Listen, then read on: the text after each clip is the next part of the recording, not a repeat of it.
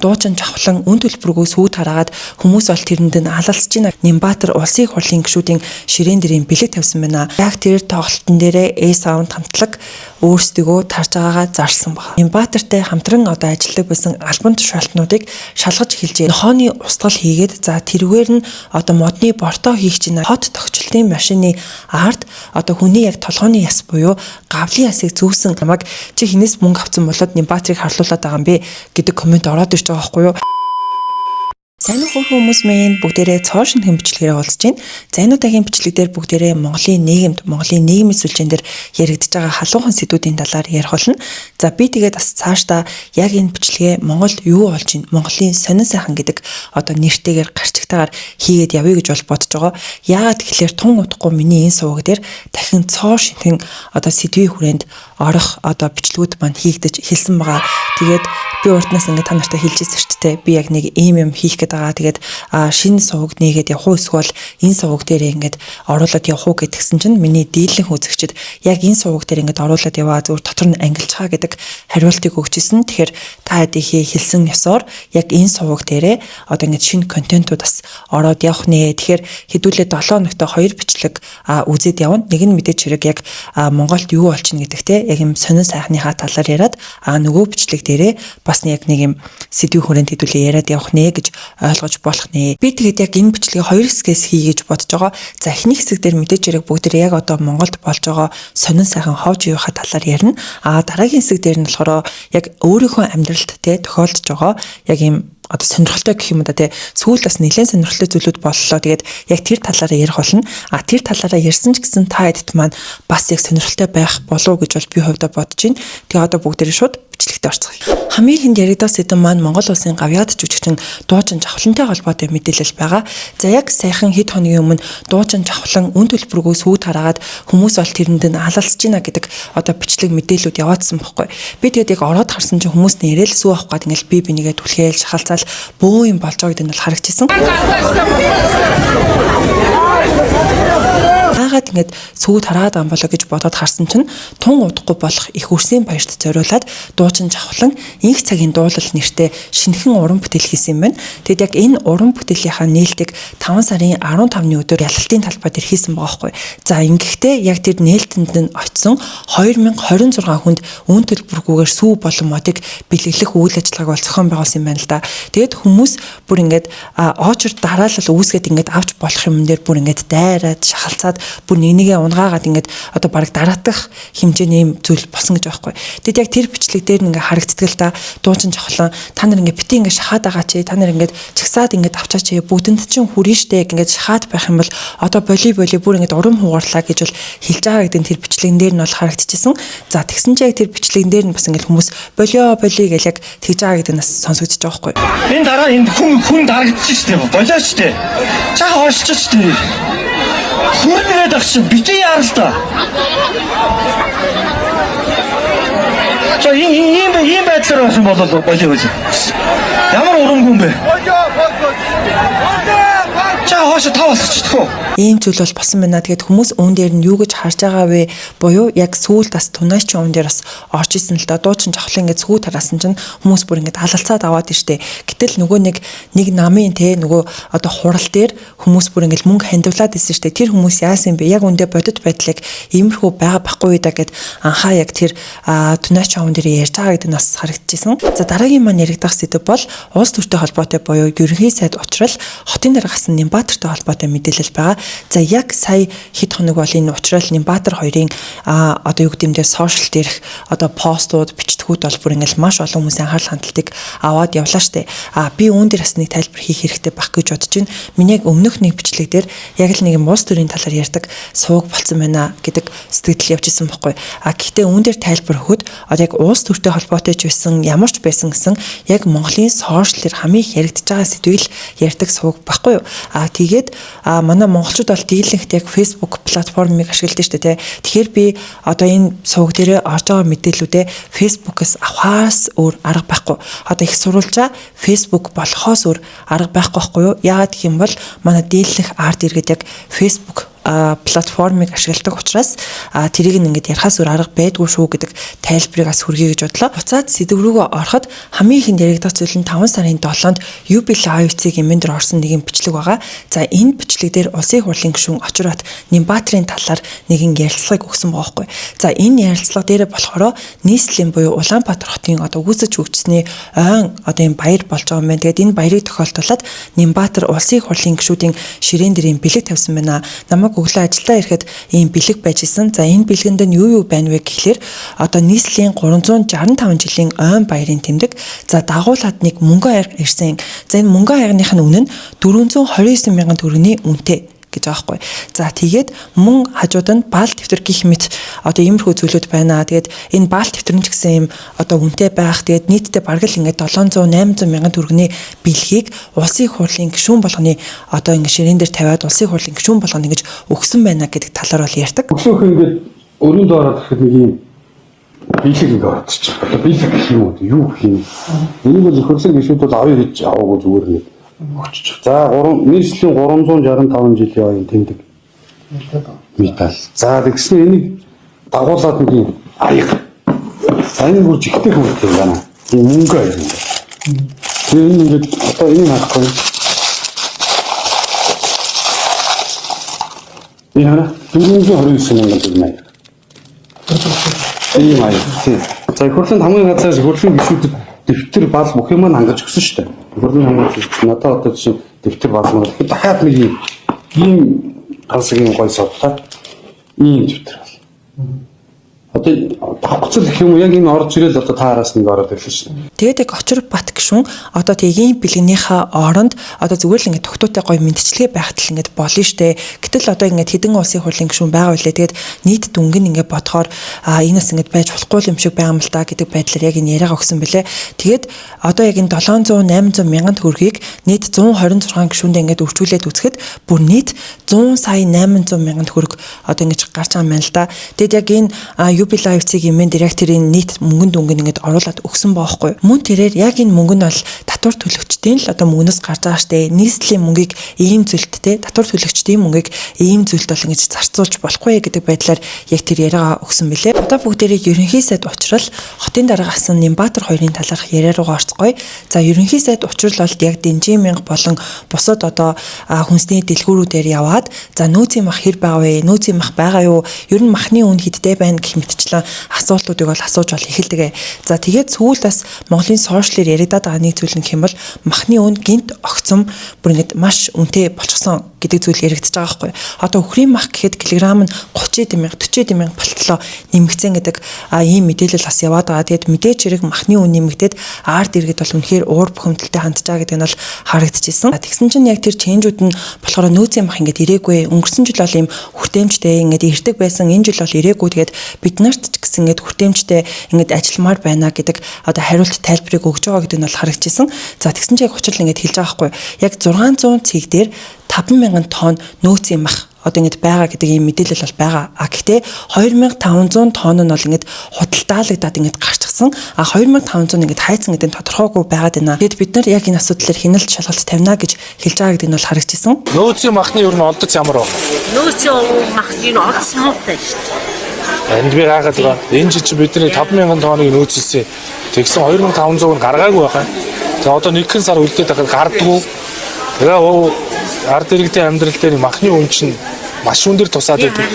Одоо ийм махны үн өндөр байхад бол цалин хэдээр нэмэж дийлэхгүй шүү дээ. Үний өсөлтийг цалин дэтгэвч одоо хаанчгүй л орсон. харин би одоо тэтгэвэр дээр ажиллаж байгаа. Танаа нөөцийн мах хийсэн. Ирээгүй одоо сүүлийн сар ер нь энэ жил ингэж өмнөх жилүүдэд бол тэгвэл боломжийн явагддаг байсан. Энэ жил бол угаасаа би энэ эрэлт нийлэлтэй бол хардах хэрэгтэй шүү дээ. Эрэлт нийлүүлэлт одоо эрэлт ихтэй байгаа үед би одоо захирам нийлүүлээд байгаа юм болоо гэж бодож байгаа. Ерөөсөө дэлгүүрүүдэд тэгвэл төгөхгүй байна. Энэ нэг сар үлдчихэд байхад 5016 тонн мах нөөцөлсөн гэсэн мөртлөө 2500 тонн нь үлдсэн байна. Тэгэхээр тэр мах хаана вэ? Би бол тэнийг бол зүгээр даалдаар зарсан худалдан мах болсон. Та бодоо иргэн 216 сая төгрөгөөр мах худалдаж авсан байж тийм баримт дээр. Тэр чи одоо юу гэсэн үг? Нэг иргэн. Тэгэхээр 9 компани дээр бид нар нөгөө энэ чинь нийтдээ нэг 54 багтай 54 кг. 54 тэрбум төгрөгөөр арилжааны банкудаас зээл аваад татаалт нь 6 тэрбум өгсөн. Энэ компаниуд гэрээ хийхдээ 15 мянган төгрөгөөр үхрийн махыг худалдан борлуулнаа. Тэгээд байж исэн. Тэгээд дараа нь 4 сард нийслэл өөрөө 3 мянган төгрөгөөр нэмэгдүүлсэн. Гэтэл махны өнөөдөр 30 мянга гарчихсан. Гэтэл яагаад өнөөдөр нөөцөлсөн махныхаа 50%-ийг нь нэгэн сар үлдээж чадахад гаргахгүй байгаа юм бэ? Мөн учрал яг энэ нөөцийн мах ингэж байхгүй махны үн хэтэрхий өсчихсөн буюу ард иргэдийн амжиргаа бүр юм хэцүү цаг үед энэ хүн борчуур солиотол явж исэн. Тиймээс энэ хүнтэй хариуцлага тооцно гэд сайтад яриа өгсөн гэдэг нь харагдчихсэн. Тэхийн дараагад бол асар гомдолтой байгаа. Яагаад тэгэхээр өнөөдөр ард түмний амьдрал ийм байхад зүр зүгээр байсан боржуур сольж явсан. Энэ нөхөрт хариуцлага тооцноо. Тэгсэн чинь Нямбатар 5 сарын 16-ны өдөр яг хариу тайлбар байдлаар гэх юм уу да яг өөрийнхөө сошиал хуудас дээрээ 15 минутын урттай нэгэн лайвыг хийсэн байгаа. Тэгэд яг энэ Нямбатрын энэ лайв нь бол бүр маш олон хүмүүст хүрсэн. Яг тухайн үед ингээл үзэлт нь ингээд маш ихээр хурдцтайгаар нэмэгдээд явж исэн байхгүй. Тэгэд яг өнөөдрийн байдлаар тус лайвыг нь 3 сая 200 мянган хүн үзсэн байна. Бүр үнэхээр их байгаа ч тийм Монгол улс ч өөрөө яг 3 сая 500 600 одоо хүн амтай штэ. Тэгэхэд 3 сая 200 хүн Нямбатрын тэрхүү лайвыг нь үзсэн байгаа байхгүй. Тэгэхээр миний бодлоор бол энэ үнэхээр их тоо гэж бодож байна. Бараг Монголын рекордыг гэвцсэн тоо юм болов. За тэгээд яг тэр лайв дээрээ юу гэж ярьдаг вэ гэхлээр ерөнхийдөө намайг огцруулсан гэдгийг нийгмийн сүлжээнээс харлаа. Тэгээд яг яагаад огцруулсан бэ гэх юм бол махны үн нэмсэн, инфляцийг нэмэгдүүлсэн, мах хулгайлсан, тэгээд ард түмнийхээ аяг руу орлоо гэсэн яг юм ядмагхан юм мэдгдэл хийж намайг огцруулсан байна гэд. Тэнгүүтээ сүүлийн жилүүдэд инфляц бол маш өндөр байгаа. Тэгээд өнгөрсөн жил учрал өөрөө эдийн засаг хөгжлийн сайд байсан мөртлөө яг тэр үедээ инфляцаа өөрөө барьж чадаагүй, нефтийн одоо нийлүүлэлтийг бас хянаж ингэж чадаагүй штэ гэдэг байдлаар ярьж байгаа байхгүй. Тэр нефтийн одоо нийлүүлэлтийг хянаж чадаагүй учраас шатхууны хомсдол үүсээд тэг хөдөө орон нутагт ингэж шатхуунгүй байснаас болоод мах нийтлгааны одоо үеэр маш юм том асуудал гарсан юм а. Тэгэд өөрөө тэрийг барьж чадаагүй байжж одоо ингээд яг өөрийнхөө хүнийг томилох гээд над руу ингэж дайралт хийж байна гэдэг байдлаар яг тайлбарлсан байлээ. Манай учрал өөрөө эдийн засгийн хөгжлийн сайд байх үед инфляцаа зөв залуурдаж чадаагүйгээс шалтгаалж мөн одоо нефтийн нийлүүлэлтийг одоо олигтой барьж чадаагүйгээс шалтгаалж мал нийтлгааны үеэр хөдөө орон нутгийг бүтэн нефт шатхуунгүй байлгачаад тэгээ түүнээс шалтгаалсан инфляц махны инфляц явагдаж байгаагийн бурууг одоо шалтгаалж хотын эрх мэдэлд одоо өөрийнхөө ойр тойрныхныг тавих юм санаархлаар явж байгаа шиг байна. Үүнээс гадна яг нийслэлийн одоо энэ агаарын портфолио төгжрлөөс гарах бүх тэр одоо төсөл хөтөлбөрийг учрал өөрөө зогсоосон гэдэг байдлаар ярьж байгаа байхгүй. Тэгэд учрал ерөнхий сайд болсноос хойш нэг л ажил хийсэн. Тэр нь болохоор надтай одоо ноцолдох тэр ажлыг л одоо хийсэн. Намайг лайв хийхээ боль гэсэн. За тэгэл одоо нөгөө төгжрлөөс гарах нөгөө туулын хурдны зам төслийг ингээд зогсоосон гэх мэтчлэнтэй. Ингээд миний хийж байгаа төсөл хөтөлбөрүүдийг ер нь бол ингээд зогсоох тийм л ажил бол хийсэн гэдэг байдлаар тайлбарладаг. Мөн тэрээр тус лайв дээрээ өөрийнхөө хийж бүтээсэн ажлуудаа бас ярьдаг байгаа. Үүнд болохоор намайг яг хотын даргын ажлаар очиход өвөлдөө ингээд замын халтраа гулгаа бүр маш их байдаг байсан. Автобуснууд замдаа явж байгаа шатдаг байсан. Тэгэл төгжрөл бол бүр ингээд тэг цогцолт хийдэг байсан. Агаарын бохирдол бүр хэрээс сэтэрсэн байдаг байсан. Тэгээд би энэ ажлыг аваад хийснээс хойшоо агаарын бохирдол 30% буурсан. За төгжрөл 11% буурсан. Өвөлдөө халтраа гулгаа гэдэг зүйл ингээд байхгүй болсон. Тэгээд автобус паркийн шинжилгээг бас хийж ажилласан гэх мэтчлэн зүйлүүдээ хэлдэг байхгүй. Тэгэнгүүтээ би ингээд ажлаа нэртэй төртөөгөр хүлээлгээд өгж болж гинөө. Гэхдээ одоо хүртэл хийгдсэн ажлууд маань энэ хүрээд цогцох нь шүү нөхдүүдээ гэх тэнгүүтээ бас нэг учралд хандаад те учрал дүүд ингэж хандаж хэлэхэд эхлээд чи ажил хийгээд сурчхаа өчигдрөөс хойш ингэж бордюр гэдэг зүйлийг ярьлаа. Үнэхээр чи намайг жил болгон яг нэг хэсгийнхээ бордюрыг байнга солиод байсан зүйлийг яг харсан юм уу? Үнэхээр харсан бол тэргээ баталгаатай нотлохоотой гаргаж ирээд яра хэрвээ тийм зүйл байхгүй бол харин чи надаас ингэж уучлалт гуугаарэ гэдэг байдлаар бас ярьж исэн. Би жил болгон нэг газар бордюр сольсон юм байвал би одоо чамд нөгөө бууж өгье. Хэрвээ чи энийг нотолж чадахгүй бол чи надаас уучлалт гуй. Тэгээд яг махны асуудал дээр болохоор 2500 тонн гэд ингээд яриад ах юм аа ямар би тэр махыг аваад одоо ингээд гэртээ нуучаад байгаа мó тэр чинь хувийн аж ахуйн нэгжүүд одоо ингээд манахаас хөнгөлөлттэй үнээр аваад татаасаа төлөөд ингээд баримтаар тулгаад явдаг л ийм л зүйл штэ гэдэнгүүтээ дэнжин мянган одоо юм махны үн өссөн байх нь яг надтай яг ямар хамаатай бэ гэдэг байдлаар ярьдаг байхгүй. Тэгээд яг энэ бичлэгнийхаа төгсгөлд учралтай одоо ингээд нэгийг үзнэ гэдэг байдлаар хэлээд энэ лайв бол тусгадаг байгаа. Цаашид би бас энэ Монгол улсад төрч ёс, хуульт ёс, эрх зүй төр гэж байдаг бол уушигныхаа 3 судсыг тасартал би учралтай үзнэ гэдгээ би бас эцэст нь хэлье. Тэгсэн чинь яг энэ лайвныхан доор улсын хурлын гишүүн Наран Туяа буюу Наара нэгэн комент бичсэн байгаа. За үүн дээрээ Улаанбаатарчууд хохны тууд удахгүй муу Нямбаатар минь гэдэл сууцгааж байх болно гэдэг одоо ийм сэтгэлдлийг үлдээсэн байгаа хгүй. За яг ингээд 5 сарын 16-ны өдөр 19 цаг 42 минутанд UBN сайтын оруулсан нэгэн нийтлэл байгаа. За үүн дээр хотын дараа Нямбаатарыг ажлаас нь чөлөөлж бугаа ерөнхий сайд мэдгдлээ гэдэг одоо ийм нийтлэл бол орсон. Яг тэгээд үүнтэй холбоотойгоор одоо нийслэлийн бүх тендер төсөл бүх юмыг шалгаа цагдаагийн ерөнхий газар одоо авилгалтай тэмцэх газар тагнуулын ерөнхий газар гэл бүгдээрээ нийлээд одоо нийслэлтэй холбоотой бүхэл төсөл тендерийг шалга гэдэг үүрэг даалгаврыг ерөнхий сайд бас өгсөн байгаа. Тусгай ажлын хэсэг байх. Наад төслүүдийн тендерийн нийслэлээр болсон бүх үйл явдлыг нэг бүрчлэн шалга. Энэ бол жишээ. Энд аягтай хоолойн орцсон нөхдүүд бүгдийг хүсэж байгаа шүү дээ.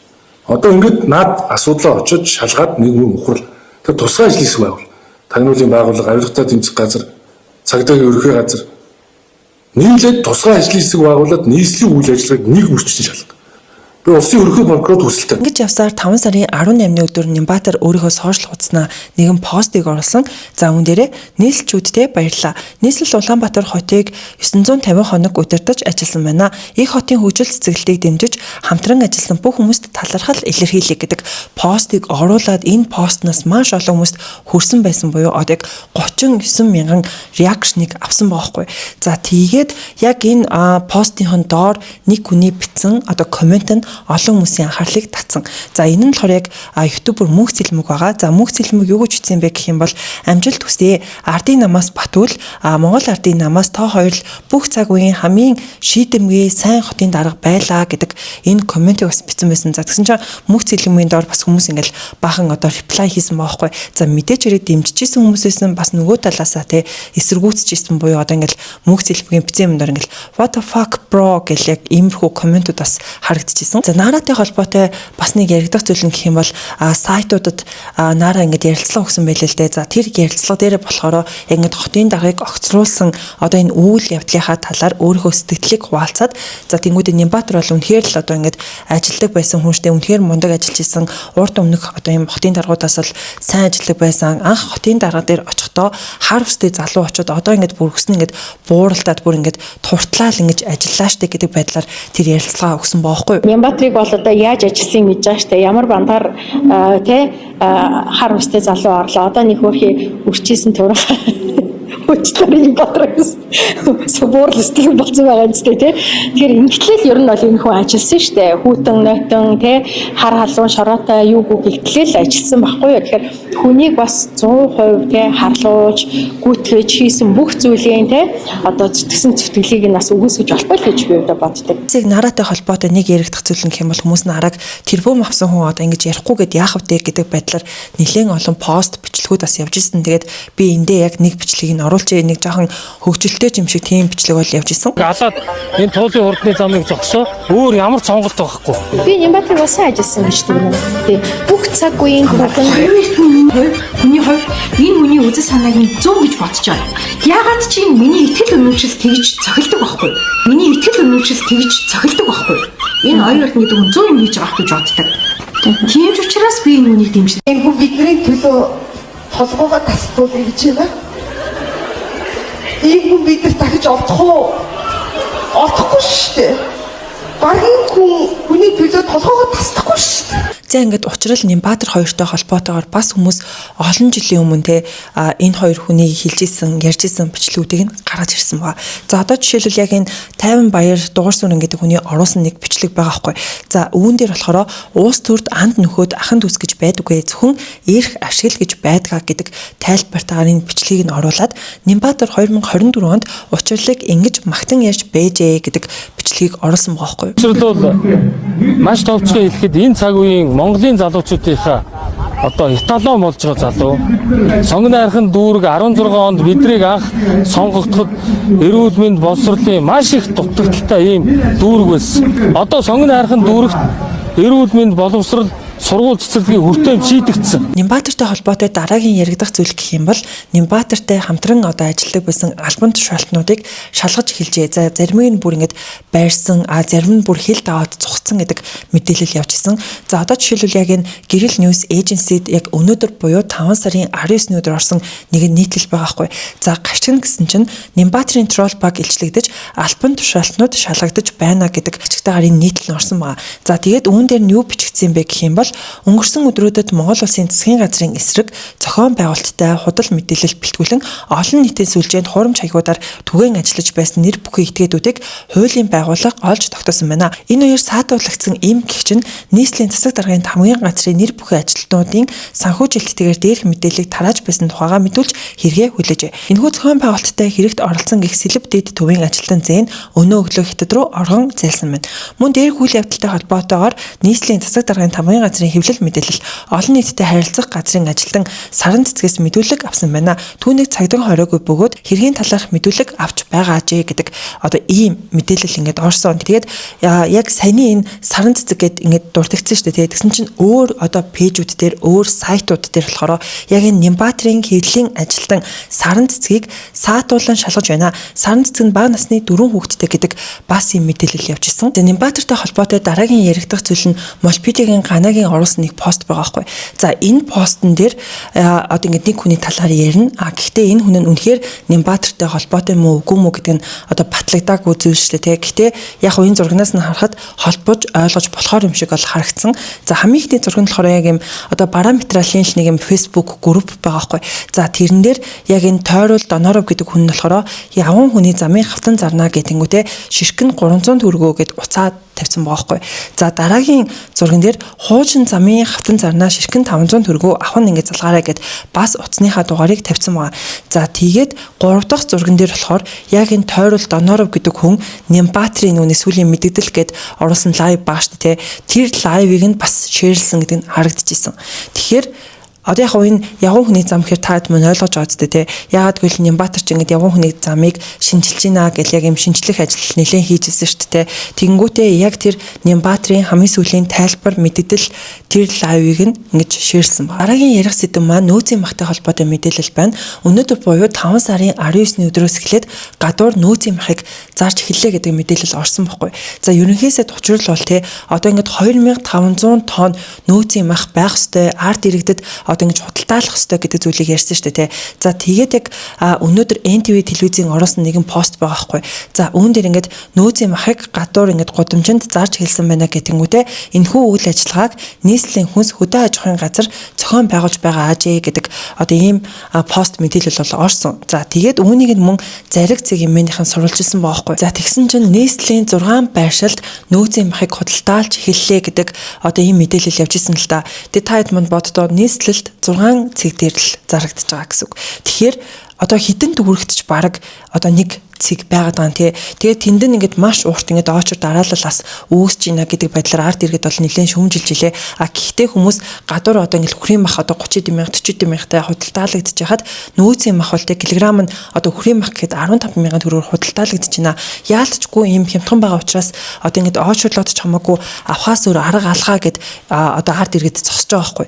Тэгээд яг энэ 6 цэг дээр нь хоньны мах болохоор килограмм нь 13 мянган төгрөг, үхрийн мах нь 15 мянган төгрөгөөр одоо ингэж худалдаалагдаж бол эхэлсэн байлээ. Тэгэхэд хүмүүс үүн дээр нь 12 цагаас ингэж одоо худалдаалагдаж эхэлнэ гэдэг зарыг хараад 10 цагаас хойш ингэж оочрлж байна. Гэтэ одоо хүртэл ингэж бид нэр оочрлсон орлын бараг нэг бүтэн өдрийн ажлыг одоо ингэж махны оочрт ингэж зарц оролцуулж ийна гэдэг байдлаар тэр ярилцлага дээр яриа өгсөн гэдэг нь бол харагдчихсан. Тэр дүүрт ганцхан хангаа отох гэж байгаа байхгүй. Тэгэхээр энэ чинь хаа байсан сэлбийн, бэлхийн, дамбын, долоон буудлын хүмүүс одоо энд ирж аваачлах юм уу? Тэгэхээр хэцүү байгаа байхгүй. Тэгээ өглөө хэмээр хөдөлгөөний төв орсон үхрийн ах 33,000, хоньны 25,000 гэж хэлээ. Тэгэхээр ч одоо энд аваачлах авахаас өөр яах вэ? Тэгээ одоо энэ чинь ингээд хажуудлын 8-аас ахуулаад ингээд ажиллаж байгаа хүмүүс нь ажлаасаа чөлөө аваад тэгээ ийм их очирт орохгүй тулд 30-аас 40 минутын өмнө нэрж энд очирлж байгаа. Тэгээ ахаа махаа авахгүй ч ингээд 2 цаг болж байгаа. Та хоёр ингээд харлаа 2 хүн байгаа байхгүй юу? Тэнгүүтээ ингээд махныхаа уудыг задлахаас ахуулаад амар удаан ингээд 2 хүн энд ингээд үйлчлэр чи ингэж удалгүй яах вэ? Айгүй хэцүү. За тэгээд хотын даргатай холбоотой хамгийн сүүл яригдах зүйл гэх юм бол одоо шинэ хотын даргаар одоо томилогдох хүний нэр нь тодорсон байгаа. За энэ нь яг өнөөдөр буюу 5 сарын 19-ний өдөр Масцгийн мендер орсон нэгэн пост байгаа байхгүй. За үүн дээр хотын даргаар Монгол Ардын намын залуучуудын холбооны дарга Пүрэв давгийг томилохоор болжээ гэдэг одоо ийм нийтлэл орсон. За энэ дотроо тэрээр 1990 оны төлөөлөл бөгөөд 2008 онд Монгол Ардын намд элсэн. Монгол Ардын намын баг хурлын гишүүн Социал-демократ Монголын залуучуудын холбооны ерөнхийлөгчийн үүрэгт ажлыг ерөнхийсэд учрлаас 2024 оны 9-р сарын 14-нд гардан авч байваа гэдэг ийм нийтлэл мэдээлэл бол ингээд ороод явж илээ. Харин Нямбаатрын хувьд гэх юм бол түүнийг дэмжиж байгаа болон дэмжихгүй байгаа хүмүүс яг л 50% байгаа болов уу гэж бол би харсан. Одоо Нямбаатрын тэр лайв постын хондоор те үнэхээр мундаг хотын дарга байсан шүү, хизэж байгаагүй ийм мундаг одоо ийм ажил хийсэн хотын дарга байсан шүү гэж харж байгаа хүмүүс байна. Нөгөө талаасаа чи бол ингээд үнэхээр муу байсан те одоо зүгээр л ингээд олон юм ярих бууч гэдэг юм уу яг тэгж бичиж байгаа хүмүүс бас яг байсан гэдэг нь харагдчихсан. Тэгэхээр миний яг ингээд сошиал дээр хүмүүсийн одоо байр суурийг харангууд яг л 50% байсан юм шиг харагдаад байгаа байхгүй. Үүнээс гадна хүмүүс яг өөрсдийнхөө сошиал одоо хаягууд дээр бас бичиж илээ л дээ. Нямбаатар бол үнэхээр юм сайн байсан штэ гэж бичиж байгаа хүмүүс байна. Нямбаатар муу байсан ч гэж бичиж байгаа хүмүүс байна. Яг л 50% гэж бол би харсан. Би харин яг өөрийнхөө үзэл бодлыг ер нь бол бичлэгүүд дээр ярьдаггүй. Уусаа яриад ч нэмэртэй биш гэж би боддог байхгүй юу. Яагаад гэвэл би одоо за Нямбаатрыг дэмждэггүй байлаа гэж бодоход Нямбаатрыг дэмждэг хүмүүс одоо ингэж миний үгийг хизээд сонсохгүй байхгүй. Нөгөө талаасаа би Нямбаатрыг дэмждэг байлаа гэхэд Нямбаатрыг дэмждэггүй хүмүүс миний үгийг бас л сонсохгүй л байхгүй те. Хүн яг өөрөө юу гэж бодож чинь яг тэр зарчмаараа бол явна.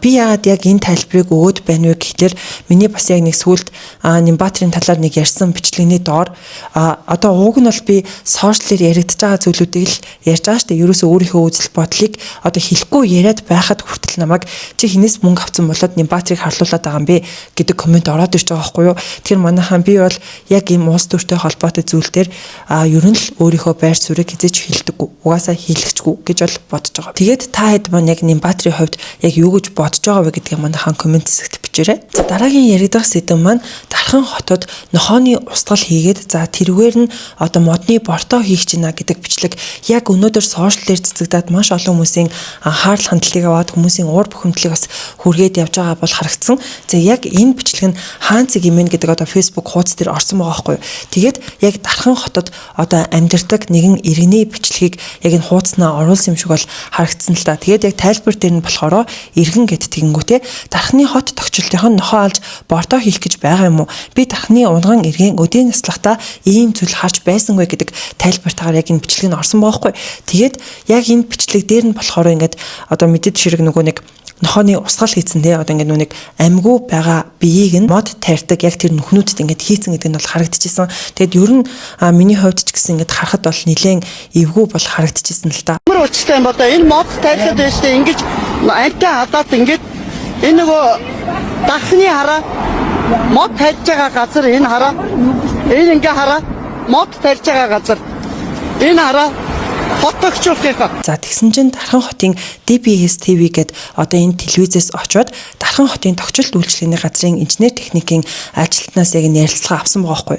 Одоо ийм бичлэг ингээд сошиал дээр цэцэгдээд олон хүмүүс ингээд уур бухимдал ингээд хүргэж байна. Тэгээд энэ талаас яг та хэд яагаад ийм зүйлийг хийсэн бэ гэд асуусан чинь яг Дархан хотод жилдээ 4 удаа одоо энэ нохооны устгал буюу те одоо ингээд гудамд явж байгаа нохооны устгалыг хийх ийм үйл ажиллагаа болдог гинэ. Тэгээд яг энэ Дархан хотод мод тарих одоо энэ үйл ажиллагаатай нь яг энэ нохооны устгал хийж байгаа үйл ажиллагаа ингээд давхцаад тэгээд мөн их сурвалжуудын одоо мэдээлснээр те мал амьтны сэг зэмийг одоо ингэж мод тарихтаа хийх юм бол илүү их ингээд бордоо болоод хурдан ургадаг гэдэг мэдээллийг авсны үндсэн дээр яг 10 нохойг ингэж душиж үзьегээд яг тэр одоо мод тарьж байгаа тэр нүхэндээ ингэж 10 нохойг ингэж хийсэн гэдэг тайлбарыг бол өгч ирсэн. Тэ холбоотой яг мод тарихтай холбоотой нохоос тулман таарад бид нэг 10 модонд нохоогоо ингэж хийж үзье. Үнэхээр бордоо болт юм уу?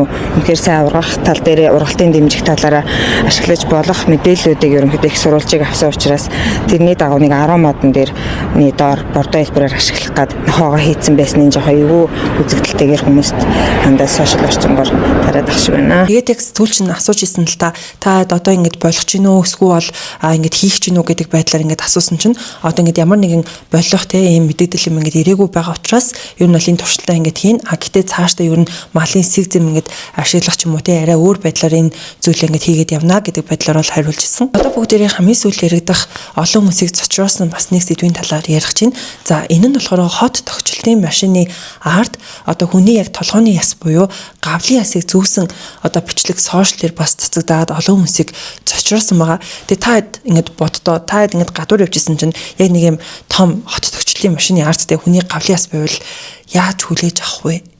Тэгэд энэ бол бас нэлээд сериусны асуудал байгаа зү тэ. Тэгээд яг үүнийг нь яг тэр машины арт явж исэн л нэг хүн одоо ингэж бичлэгийг хийгээд сошиалэр оруулсан байгаа хгүй. Уг асуудал цагдаагийн байгууллагаас ямар тайлбар мэдээллийг өгсөн бэ гэх юм бол одоо яг тэр хот тогтчлтын жолооч хогийн цэг дээрээс яг тэр гавлын ясыг олоод ингэж өлгсөн гэдэг тайлбарыг өгсөн юм байна л да. Тийм болохоор бид нар бүр илүү одоо нарийн хяналт шалгалт одоо ингэж хийгээд ажиллаж байгаа гэж бол ярьж илээ. За үүнээс гадна үнэхээр одоо тэр хүнтэй хогийн цэгэн дээрээс олсон байлаач гэсэн зөрчлийн хуулиар шийдгүүлнэ гэж байгаа хгүй. Энэ нь яагаад вэ гэхээр олон нийтийг цочроосон гэдэг хэрэгтэй ингээд ороод явчих юм билээ л дээ. Тэгээд яг цагдаагийн байгууллагаас үнэхээр тэр хүн олсон уу эсвэл өөрөө үйлдсэн үү гэдгийг одоо ингээд яг хяналт шалгалт хийгээд ажиллаж байна гэж бол би ойлгосон. Гэтэ энэ бас ингээд бодохоор яг эвгүй байгаа ч дээ. Хүний толгойн одоо ингэж гавлын яс гэдэг чинь юу гэсэн юм бэ те. Тэгээд машины хаарт ингээд өлгөө явна гэдэг чинь таад маань тэгээд яг үүн дээр бас юу гэж бодож ийн гэдэг манай хан комент хэсэгт бичээрэй. Одоо бүгдээрээ энэ хүү бичлэгийнхаа 2 дахь хэсэг рүү орж ийн. Надтай холбоотой мөртлөө яг бас Монголын ховч сонин сайхны талаар шүү зэ манай хан. Тэгэхээр таад зөвхөн намайг өөрийнхөө талаар ярих гэж байна гэж ойлгож болохгүй. За тэгээд хамгийн ихэнд ярих зүйл нь гэх юм бол 5 сарын 16-нд би S-Sound-ийн тоглолтыг үзсэн. Бүр үнэхээр гоёсэн.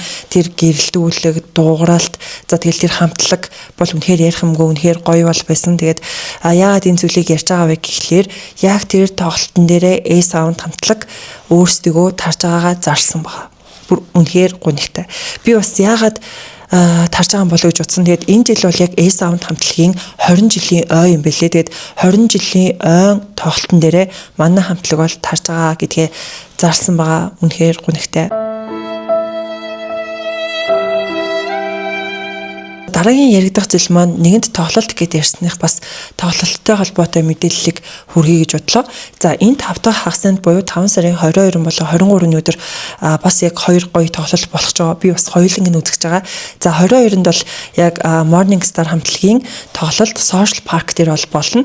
23-нд болохоор Тандрын тоглолт Төв цэнгэлт хүрээлэн дээр болох жоо. Тэгээд айл алын үзэн бас үнэхээр их гоё тоглож байна. Тэгэд S-Sound-ийн тоглолтын дээр ч гэсэн маш их тоглож исэн бүр үнэхээр гоё тоглолт бол болсон. Тэгээд энэ 5 дахь хагасны тоглолтууд ч гэсэндээ үнэхээр гоё болох байх гэж бас бодож байгаа.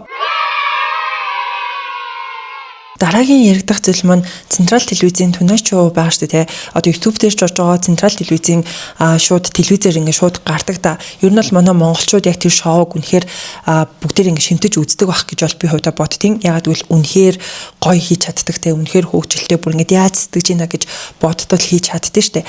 За тэгтэл яг энэ шоуны нэг хэсэг болох боломж байдаг юм байна. Тэр нь болохоор Централ телевизийн яг Facebook хуудаснаа ордог. Хэрвээ та хэд энэ шоуг ингээд амдаар нь үзхийг хүсч ивэл бүртгүүлээд ингээд ирж үзэх боломжтой шүү гэдэг тийм юу байд юм бэлээ. Одоо бүртгүүлэх линк гэх юм уу да тий. Тэгэд би мдэггүйсэн чинь манай нөхөр намайг бүртгүүлээд яагаад гэсэн чинь би нүг айгүй инээд муу таахгүй. Тэгэд бас маш сэтгэл хөдлөл өндөртэй. Ямар нэгэн шоу тоглолт ямар ч юм үзсэн би бүр ингээд амар тогтолж идэг. амар баярлж идэг те. Тэгэл алга малгад шар бүр амар чанга дашдаг байхгүй. Тэгсэн чинь манай нөхөр намайг бүртгүүлсэн байгаад би яг өнгөрсөн хагасаа өдөр очиж үзсэн. Тэгэд бүр яг саний бүтээсний дугаар бол үнэхээр бас гоё дугаар байсан шүү дээ те. Ялангуяа Бата Амраа хоёр орсон чинь бүр ингээд тэр чихтэй бүр ингээд инээж агаад дууссан байхгүй. Та хэд маань яг тэр сүүлийн бичлэгийг үзсэн дугаарыг нь YouTube дээр ч гэсэн орсон байсан шүү дээ. Тэгээд би яг тэр бичлэгийг нь бүр яг амьдаар нь очиж үзсэн байгаа. Бүр үнэхээр гоё юм билээ. Тэгээд та хэд манаас хэрвээ үзхийг хүсч ивэл тэ яг амьдаар нь бас яг тэр гайхалтай хүмүүстэй уулзаад амьдаар нь үзхийг хүсч ивэл Централ телевизийн хуудас руу ороод өөрийгөө бүртгүүлээд тэгж үзэх боломжтой байд юм билээ шүү манайхаа. Би яг өөрийнхөө талаар нөгөө ярьж байгаа сонин сайхан дээр нэг зүйлийг ярихаа мартчихсан байна. Тэрний үг гэхээр одоо мэдээж хэрэг намайг үздэг хүмүүс маань бас бүгдээрээ мэддэж штэ миний нөгөө хамар битүүрээд байд юм мэддэж штэ те. Ингээд хамарны маань цаана ингээд уйлан хатай байна. Тэгээд миний хамрыг мөри байна гэсэн. Тэгэхээр заавал хаалгаанд орох шаардлагатай юм билээ. Тэгээд би яг тэр хаалгаанд орох гээд охноос нь гаргасан байгаа. Одоо гаргасан байгаа гэж гаргаад явж байгаа. Өнөөдрийн хувьд бараг 5 дахь өдөр өнгөрч байгаа хаа. Тэгэд хүүхдээ бас хөхнөөс гаргана гэдэг тийм амархан зүйл бас биш юм байна те. Манай ээжүүд маань үнэхээр сайн мэдж байгаа байх. Хэрвээ хийж болоогүй бас хөрх охтууд маань байх юм бол яг сэтгэл зүгэн амар сайн бэлтгэх ёстой байд юм байна л да. Би бол нөгөө хүүхд уйлаад тэгээ хүүхдээ аргадаад байхад болох байх. Хүүхдээ л анхаарал байхад болох байх гэж утсан чинь яг үнэндээ ээж өөрөө сэтгэл зүгээр бүр амар унд юм билээ. Би бүр 2 өдөр уйлаад тэгээд уйлгаа болиё гэж бодсон чинь ерөөсөж чадахгүй байхгүй. Цаанаас ингээл нулимс гараал би ингээд хорвоогийн бараг хамгийн муу ээж юм шиг те. Бүр нэг юм амар юм хэцүү мэдрэмжийг мэдэрдэм билээ. Тэгээд эхний 2 өдөр хүүхд маань ч айгүй хэцүү, би ч өөр амар хэцүү тэгээд явж исэн. Тэгээд одоо ингээд 5 дахь өдрөөр орсон чинь бүр хайрцангуу гайгүй болж ийн ядчил одоо манай охин шөндөөс ирэхгүй унтдаг болсон бүр ийм гайхалтай бас мэдээтэй байгаа. Тэгээд нөгөө талаасаа би хамраа бас янзлуулчих юм бол одоо яг ингэж бичлэг дээр ингэж гуншаанаад ингээд нэг хамар битүү муухай сонсогдоод идэв штэ. Тэр зүйл маань бас тун утахгүй байхгүй болох ч байгаа шүү манайхаа. Тэгэд ийм гоё мэдээтэй байна. Би нэр яг хамарныхаа хаалгаанд орох юм бол яг ямар хөө байсан талаараа бичлэг хийнэ. Окей. За хамгийн сүүлд ярих зүйл маань гэх юм бол би намайг үздэг, дэмждэг бүх хөөрхөн хүмүүстэй та нартаа үнэхээр их баярлалаа гэдгээ хэлмээр байна. Тэгээд ялангуяа магтаад дэмжиж үздэг хүмүүс маань бол бүр үнэхээр яалтчгүй хайр. Нөгөө талаасаа зөв шүүмжлэлийг хүргэж чаддаг хүмүүс маань бас үнэхээр талархмаар байдаг. Би тэр хүмүүстэй бас баярлалаа гэдгээ хэлмээр байна. За сүүлд яг 2 амар зөв шүүмжлэлийг авч чадсан. За эхнийх нь болохоор намайг нэлээд суулуг ашиглаад байна гэдэг комент ирсэн байсан байхгүй. Тэгээ би эхлээд уншичаад гэд мэдээж хэрэг хинч гэсэндээ те ингээд хүний одоо өөрийнх нь сөрөг зүйлийг ярангууд хинч гэсэндээ нэг гоёор хүлээж авдаггүй штэ.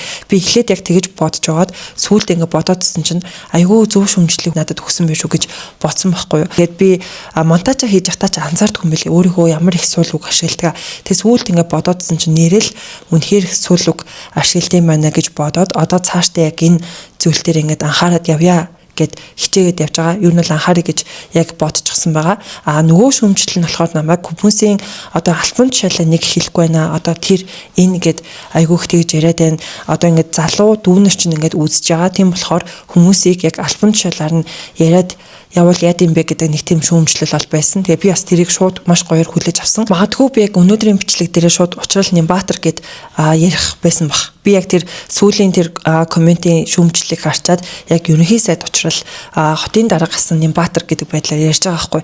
Тэгэхээр яг ийм зөв шүүмжлэлийг хүргэж чаддаг хүмүүстэй бас маш их баярлаа. Харин яг доромжлыг бол үнэхээр хүлээж авдаггүй. Гэхдээ тэр доромжлуудыг бас яг үндэ тоодаггүй. Энэ хүмүүс намайг ингэж биччихлээ. Тэгсэн надад хин томатын гэж яг үндэ би боддог. Гэхдээ яг YouTube-ээ эхлээд удаагүй байхдаа бол маш эмзгээр хүлээж авдаг байсан.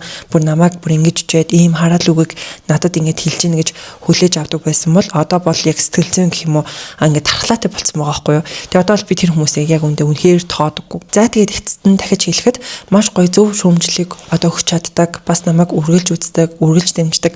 Маш гайхалтай урмын өвөд хэлдэг. Хөөрхөн та нартаа үнэхээр их баярлаа. Тэгээд таад маань энэ хүртлүүлсэн бол лайка дараарай. Тэгээд хэрвээ subscribe бас дараагүй байх юм бол одоо манайхаа яг дараад өгөөрэй хэдүүлээ удахгүй маш гоё өөр одоо сэдвэр өөр контентоор уулзах гэдэг штеп манайхаа. За тэгээд би энэ хоёр талдаа мэдээж хэрэг нөгөө Facebook, Instagram-аа оруулаад явдаг байгаа. Тэгээд таад маань бас орж дагаарай. Тэгээд дараагийн бичлэгээр уулзцгаая хөөрхөн хүмүүс минь. Түр баяртай.